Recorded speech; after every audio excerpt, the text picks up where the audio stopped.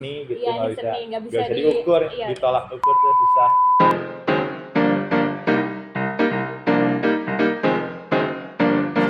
Halo Sobat Seni, hari ini aku mau ke base camp salah satu komunitas teater di Indonesia nih teman-teman, yaitu Teater Petra. Mau tahu keseruannya? Yuk ikutin aku!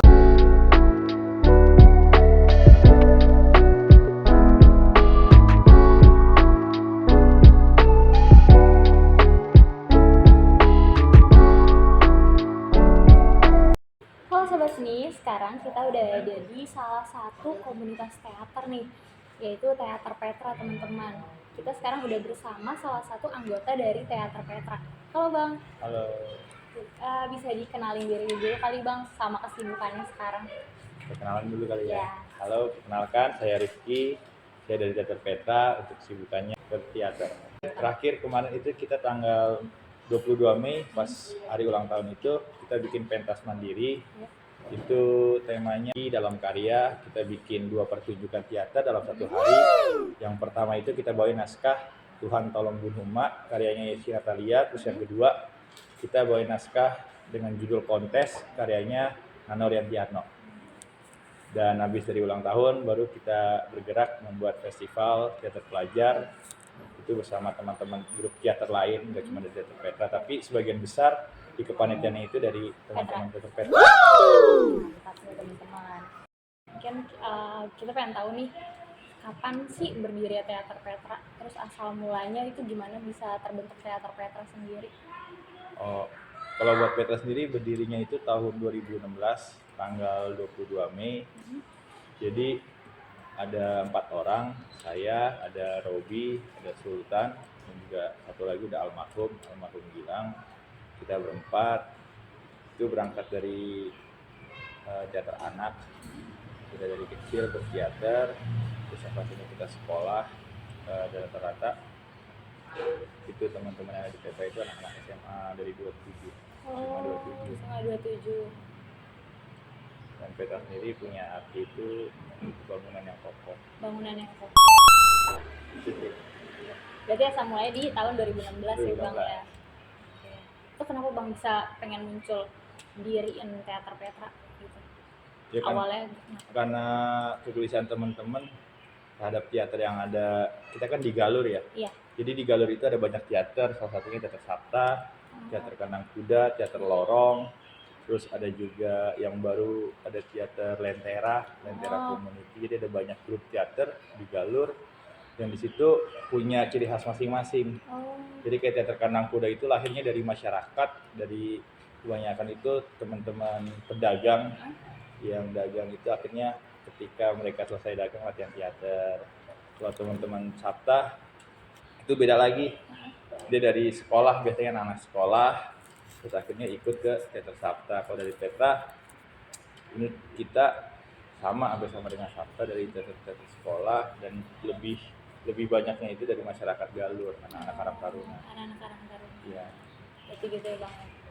Dari kegelisahan dari Teater Petra sendiri, gimana sih cara menjaga keeksistensian dari Teater Petra beberapa tahun nih?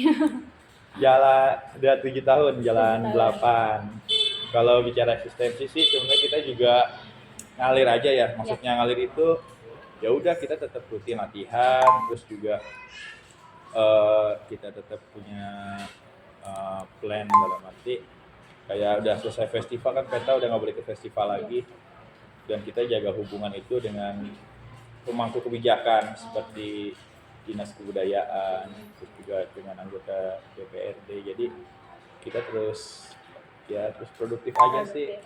Iya, supaya lebih tetap eksis ya Bang. Biar tetap eksis, yang penting produksi aja terus. Produksi terus, berkarya terus. Kan ini ya Bang, yang dilihat dari kemarin nih, pialanya banyak banget ya. Wow. Apalagi tahun kemarin berhasil lagi mendapatkan grup terbaik di Festival Teater Jakarta 2022. Itu gimana sih Bang tips dan triknya bisa sampai 3 kali berturut-turut ya Bang? Ya, mungkin cuma sama gitu, latihan rajin, disiplin, tapi yang terpenting kalau di kita itu gak mau terlalu tegang dalam hal proses latihan. Dan proses itu panjang, nggak cuma 3 bulan, 2 bulan, tapi sekarang kita sampai 1 tahun itu proses. Dan dalam proses itu pasang surut kan, Iya. pasang surut dalam arti kadang banyak temen yang datang, terus juga ada yang bolong-bolong latihan, dan hal itu yang bikin kita jadi kesel, Iya, jangan iya, jadi benar. emosi. Sekarang suka kepancing karena di sini anak muda semua, Iya. ya kita happy sih ngejalanin proses, ketawa-ketawa. Ketawa-tawa. Tapi ada saat dimana kita serius, itu aja sih. Yang penting terus produksi tiap hari ya Terus Bang produksi dan nanya sama orang tua, Oke. karena kita juga kalau setiap proses itu pasti nanya. Di sini di Teater Petra itu ada pembina, ada beberapa pembina, ada orang tua. Terus juga di luar Teater Petra kita juga nanya, nggak cuman kita belajar sendiri, asik sendiri, Iya. diskusi tetap ada terus gitu. Berarti minta pendapat lah ya Minta dari pendapat. orang-orang yang lebih berpengalaman lagi gitu. Bang di spill penghargaan yang paling-paling deh Bang. Yang paling sih nggak ada, karena apa ya? Karena semuanya paling-paling. Nggak juga, iya juga sih, nggak juga. Tapi kalau buat yang berharga sih FTJ ya, yang pasti FTJ, karena dari ini kan udah penyelenggaraan ke-50 tahun dan FTJ itu cuman melahirkan segelintir grup yang bisa senior, karena untuk mencapai senior itu harus syaratnya itu harus juara 3 kali berturut-turut atau 6 kali, tapi nggak berturut-turut, tapi harus 6 kali juara. Iya. Selang-seling nggak apa-apa lah ya. Selang-seling nggak apa-apa, tapi 6 kali. Dan ya untungnya kita 3 kali pas banget gitu kan. Pas banget karena di tahun 2019 itu kebetulan juaranya itu ada 5. Juara itu ada 5 grup terbaik. Dan baru di tahun kemarin itu baru 3 grup terbaik.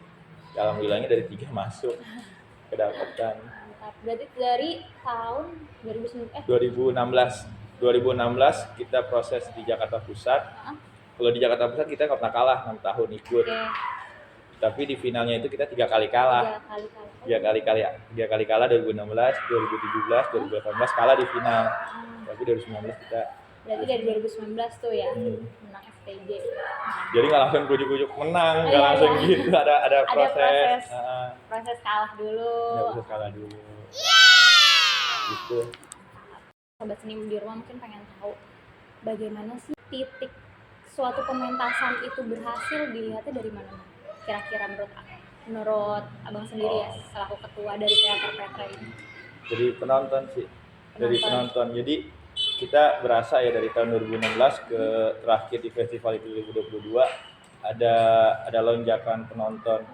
Tahun 2016 itu kita main itu kita belum ngedata, tapi kalau kita lihat itu masih ya udah penuh aja penonton. Tapi ketika berjalan terus sampai 2019 itu udah mulai penonton itu ketika menonton Petra di FTJ itu sampai keluar, sampai nggak dapat bangku, nggak dapat kursi buat nonton, sampai duduk-duduk di tangga. Dan terakhir kan kita bikin pementasan yang itu Sinergi Karya itu ulang tahun, kita bikin 2 pertunjukan dan alhamdulillah dua-duanya penuh. Berarti kalau dihitung, kalau kapasitas musisi itu ada 267, kurang lebih 500 lebih orang itu udah masuk penonton kita. Jadi terus gitu, bertambah ya Bang. Terus bertambah. Itu aja sih dari penonton. Karena kalau pertunjukan itu subjektif ya, bagus atau buruknya itu kan. Orang ada satu sisi bilang ini oke, satu sisi bilang enggak.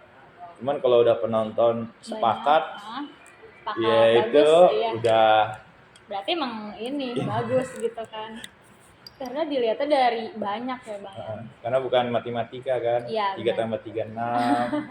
Ini seni gitu, nggak bisa diukur, ditolak ukur tuh susah. Dari Abang sendiri nih, menurut Abang makna dari teater tuh apa Bang? Kan kita beda-beda ya seni. Kalau dari siapa teater itu apa? Mungkin dari Abang kira-kira selama ini di dunia teater, bergelut di dunia teater. Ya bicara makna pasti beda-beda gitu ya. Tapi kalau secara pribadi, kalau bicara latar sayanya dari kecil berteater, maknanya itu gak bisa diungkapin sih. Udah kayak jodoh lah. Susah. Gak bisa diungkapkan ya Bang ya? Iya gak bisa diungkapin udah. Karena dari kecil, bahkan karena udah berasa tuh kalau zaman kecil itu kita ikut lihat yang senior mentas teater kita nggak diajak itu sedih. Oh, Kalau iya, anak kecil pantaran saya mungkin sedih itu nggak dikasih mainan, iya, kalau nggak dikasih hadiah, ini nggak nonton teater sedih gitu kan dari kecil, itu mungkin ada makna yang Iya, beda benar, gitu benar. kan, gitu aja sih. berarti dari kecil emang udah jiwa teaterannya Jiwa. sangat melekat ya. Karena emang lingkungannya kan yang menciptakan dari saya kecil udah ada teater, Teater. bahkan sebelum saya lahir udah ada. Mungkin ini bang, perjalanan abang dari sampai sekarang di titik jadi ketua teater Petra. So, dari kecil nih tadi kan emang di lingkup teater, terus selanjutnya apa gitu bang, perjalanannya bisa kabar gagal-gagalnya, seneng-senengnya. Kalau gagal banyak ya, Iya. bahkan saya itu sebelum Petra kan berteater juga, itu banyak gagal. Ikut festival teater Jakarta juga, ada grup saya ikut bareng juga Mas Sultan sama Robi, itu kita kalah, termenang sekali, terkalah lagi, menang sekali. Akhirnya bikin Petra baru bisa menang terus.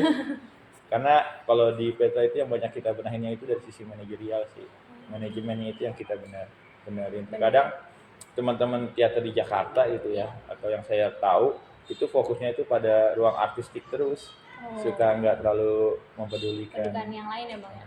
Makanya belajar juga sama teater hijrah, dapat manajemen produksi terbaik kan. Alhamdulillah. Petra belum dapat. Berarti ya nggak cuma dilihat dari artistiknya aja, Iya.